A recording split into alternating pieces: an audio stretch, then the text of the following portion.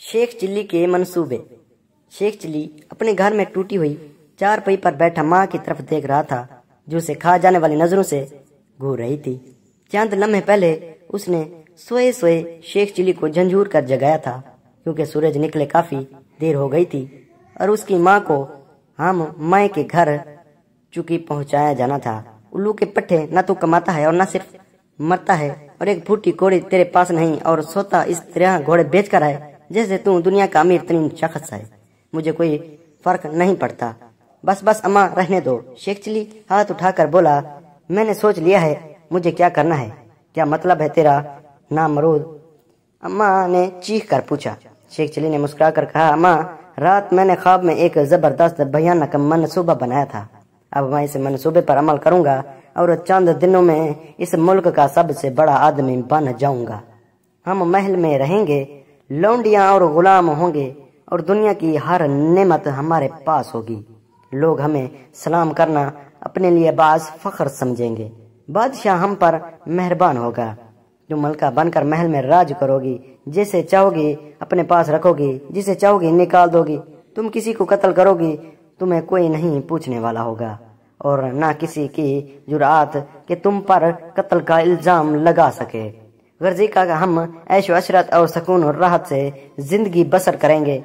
फिर जब तुम मर जाओगी तो तुम्हारे लिए मैं एक ताज महल बनवाऊंगा, जिसमें तुम्हारा मुकबरा होगा। तुम्हारे मुकबरे के सामने एक नया आलीशान महल बनवाऊंगा। उस महल में बैठकर मैं तुम्हारे मुकबरे को देखता रहूंगा, और जब तुम्हारा मुकबरा पुराना हो जाएगा तो मैं शादी करके जज को चला जाऊंगा और तेरा सत्यानाश हो। तू क्यों मुझे मारने पर तुला है? मैं तेरी शादी को खुशियां देखकर ही मरूंगी। माँ ने गुस्सीले लहजे में कहा, इसलिए तुम मेरी फिक्र छोड़ो और बता, महल बनवाने और ऐश करने के लिए इतनी रकम लाएगा कहाँ से? अम्मा, मेरा मनसूबा बहुत खुफिया है, बस मैं किसी को नहीं बताना चाहता। शेख चिल्ली बोला, लेकिन तुम मजबूर करती हो तो बता ही देता हूँ। मैं शहजादी गुलनार को अगवा करूंगा और उसकी रिहाई के बदले बादशाह से 1 करोड़ दिनार का मुतालबा करूंगा। हमारा बादशाह बहुत शरीफ और नेक आदमी है और वो फौरन इतनी रकम मेरे हवाले कर देगा। अगर बला अर्ज उसने इनकार कर दिया तो मैं शहजादी को कत्ल करने की धमकी देकर उसे इस बात पर मजबूर कर दूंगा कि वो अपने बाप से मुझे 1 करोड़ दिनार दिलवा दे। बादशाह को शहजादी से बेपनाह मोहब्बत है और अपनी इकलौती बेटी के लिए 1 करोड़ तो क्या 5 करोड़ भी लौटा सकता है। मेरे अहमक बेटे, मंसूबे तो तुम्हारा शानदार है, लेकिन मुझे लगता है कि तुम्हारी किस्मत में जेल की दाल रोटी लिखी है। उसकी माँ ने उसे घूरते हुए ये कहा, बादशाह इस हरकत पर तेरे साथ मुझे भी फांसी चढ़ा देगा। अरे माँ, तुम घबराती क्यों हो भला? तुम देखो तो सही मैं कैसे अपने इस अजीमुल शान मंसूबे में कामयाबी हासिल करता हूँ। दुनिया मेरे कारनामे पर आश कर उठेगी। लोग तेरी तारीफें करेंगे कि तूने मुझ जैसा ज़ियान और लायक बेटा पैदा किया, बल्कि दुनिया तुझसे दरख्वास्त करेगी कि मेरे जैसे 10-15 शेख चिल्ली और पैदा करो।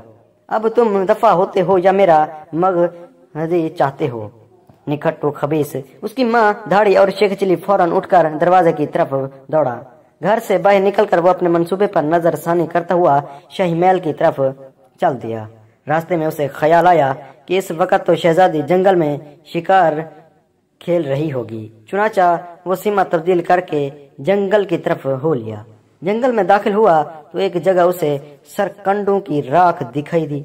उसने सोचा कि अगर वो अपना मुंह काला कर ले तो कोई उसे पहचान नहीं सकेगा और देखने वाले यही समझेंगे कि शहजादी को काला डाकू अगवा करके ले गया है। ये ख्याल आते ही उसने सियाह राख उठाई और अपने चेहरे और हाथों पर मल ली। अब वो काला हबशी नजर आ रहा था। मुंह काला करने के बाद वो आगे बढ़ने लगा। उसे भी शहजादी की तलाश थी, जो उसके अंदाजे के मुताबिक जंगल में थी। शहजादी गुलनार तन्हा थी। वो शिकार खेलते खेलते थक गई तो एक जगह पर बैठकर आराम करने लगी। उसके पीछे आहट हुई। उसने जल्दी से मुड़कर पीछे देखा कि कोई दरिंदा तो हमला नहीं कर रहा, मगर वो तो शेख चिल्ली था। यूं ही शहजादी की नजर उस पर पड़ी, खौफ के मारे उसके मुंह से چیخ نکلی اور وہ بے ہوش ہو گئی۔ منہ کالا کرنے کے بعد شیخ چلی بڑا بھیانک لگ رہا تھا۔ شہزادی کو بے ہوش دیکھ کر وہ بہت خوش ہوا۔ اس نے بے ہوش شہزادی کو اٹھا کر اس کے گھوڑے پر لاد دیا اور خود بھی گھوڑے پر سوار ہو کر چل پڑا۔ راستے میں ساس نے شہزادی کے 2 پٹے سے اس کا منہ لپیٹ دیا تاکہ کوئی اسے پہچان نہ سکے۔ جنگل سے وہ سیدھا اپنے گھر پہنچا۔ اس کی ماں پڑوس میں کام کرنے گئی ہوئی تھی۔ گھر خالی تھا۔ اس نے باہر لگا ہوا تالا توڑا اور گھوڑے سمیت اندر داخل ہو گیا۔ گھوڑے کو جن میں باندھ کر اس نے بے ہوش شہزادی کو گھوڑے سے اتارا تو اچانک اس کی آنکھیں چمک اٹھی۔ شہزادی کے گلے میں ہیروں کا ہار، کانوں میں سونے کی بالیاں جن سے ہیرے جڑے ہوئے تھے اور انگلیاں میں ہیرے جواہرات سے مرصع انگوٹھیاں تھیں۔ انہیں دیکھ کر فوراً ہی شیخ چلی نے اپنے منصوبے میں تبدیل کرنے کے بارے میں سوچا۔ اس نے بے ہوش شہزادی کو ایک کمرے میں بند کر کے باہر سے تالا لگا دیا۔ یہ وہ کمرہ تھا جو صرف مہمانوں کی آمد پر ہی کھولتا تھا۔ شیخ چلی نے دوسرے کمرے میں آ کر اپنے منصوبے پر نظر ثانی کی اور پھر کافی غور و خوض کرنے کے بعد شہزادی کے کمرے میں آیا۔ شہزادی کے تمام زیورات اور مکان سے نکل کر بازار کی طرف چل دیا۔